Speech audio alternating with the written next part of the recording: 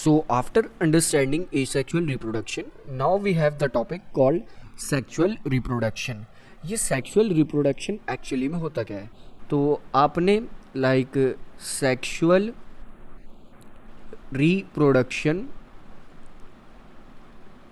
आपने sexual reproduction के बारे में देखा था कि सेक्सुअल रिप्रोडक्शन की दो कंडीशंस आपने नोट करी थी. फर्स्ट कि यहाँ पर एक तरह से वन से ज़्यादा पेरेंट्स इन्वॉल्व होते हैं, और वी कैन से जो मेजर कंडीशन यहाँ पर ये थी कि यहाँ पर जब नया प्लांट या नया ऑर्गेनिज्म फॉर्म होता है तो एक तरह से कौन इन्वॉल्व होता है, दैट इज़ गैमेट्स. गैमेट्स यहाँ पर इन्वॉल्व होते हैं. आपने देखा था एक तरह से यहाँ पर एक मेल गैमेट होता है और एक फीमेल गैमेट हमारे पास प्रेजेंट होता है. तो मेल गैमेट और फीमेल गैमेट यहाँ पर होते हैं जिनकी वजह से सेक्सुअल रिप्रोडक्शन हो पाता है. तो सेक्सुअल रिप्रोडक्शन सिर्फ एनिमल्स में नहीं होता, सेक्सुअल रिप्रोडक्शन प्लांट्स भी शो करते हैं. अब सबसे पहले हम सेक्सुअल रिप्रोडक्शन इन प्लांट्स यहाँ पर समझते हैं कि प्लांट्स किस टाइप से सेक्सुअल रिप्रोडक्शन शो करते हैं. So first topic in this we will have is first topic होगा हमारा यहाँ पर sexual reproduction in plants.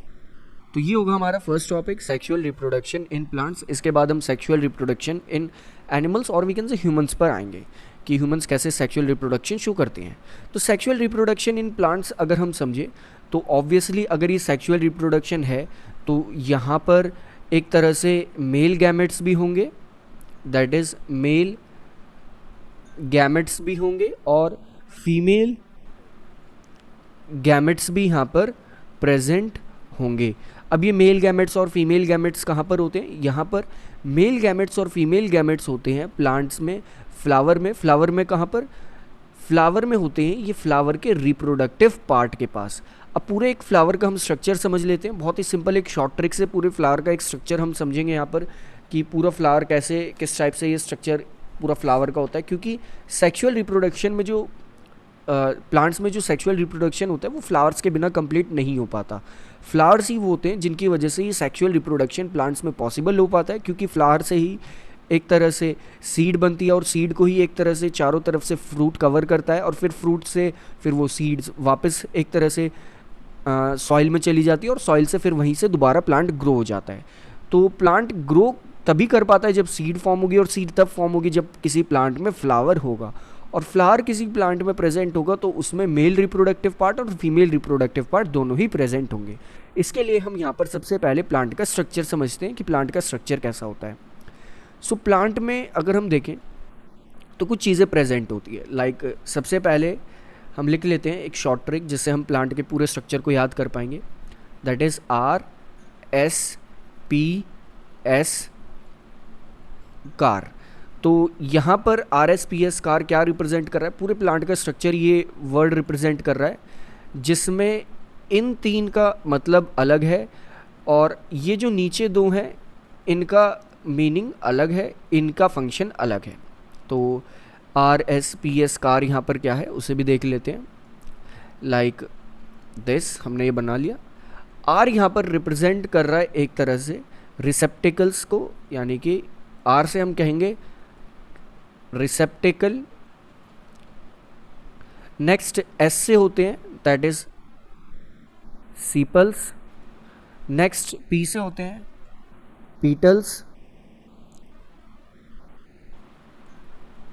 Next S से होता है हमारे पास दैट इज S से होता है हमारे पास स्टेमन. एंड कार यहाँ पर रिप्रेजेंट कर रहा है कार्पेल को. तो आपने सारे नाम अभी तक सुने होंगे. तो RSPS कार, जिसमें ये जो स्टार्टिंग के तीन है जिसे हमने पिंक बॉक्स के अंदर, पिंक लाइनिंग बॉक्स के अंदर यहाँ पर ड्रॉ करा है, इनका रिप्रोडक्शन में कोई फंक्शन नहीं होता. नेक्स्ट दो होते हैं, इसमें ये तो होता है ऊपर वाला दैट इज़ S मतलब स्टेमन, ये होता है मेल रिप्रोडक्टिव पार्ट, एंड ये होता है प्लांट में female reproductive part. Next male reproductive part होता है स्टेमन एंड फीमेल रिप्रोडक्टिव पार्ट होता है कार्पेल. और इन दोनों के बारे में हम अभी डिस्कस करेंगे, लेकिन यहाँ पर अगर हम फ्लावर का स्ट्रक्चर देखें तो आर क्या होता है, यानी कि रिसेप्टिकल्स, सेपल्स एंड पेटल्स क्या होते हैं। रिसेप्टिकल वो होता है, दैट इज़ आर हमारा ये होता है जो कि उस फ्लावर को सपोर्ट करता है, that is receptacles. Next receptacles के बाद सेपल्स की बात करते हैं कि सेपल्स क्या होती है। ये लीफ लाइक स्ट्रक्चर होता है फ्लावर में जो नीचे प्रेजेंट होता है फ्लावर के, that is sepals. And next ये पेटल्स क्या होते हैं। पेटल्स तो आप अच्छे से जानते हैं, लाइक एक रोज़ फ्लावर की जो वो एक तरह से पेटल्स होते हैं, लाइक ये जो यहाँ पर प्रेजेंट होता है दैट इज़ पेटल्स, जिसमें से एक तरह से क्वाइट नाइस फ्रेग्रेंस आती है, अच्छी खुशबू आती है, उन्हें कहा जाता है पेटल्स।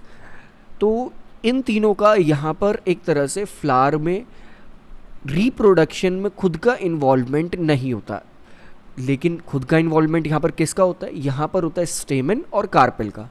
तो कार्पेल यहाँ पर एक तरह से हमने ये ड्रॉ करा हुआ है, लाइक ये हमारा कार्पेल है और ये हमारे दो हमने स्टेमन्स यहाँ पर ड्रॉ करे हुए हैं, तो ये हो जाएंगे हमारे स्टेमन्स।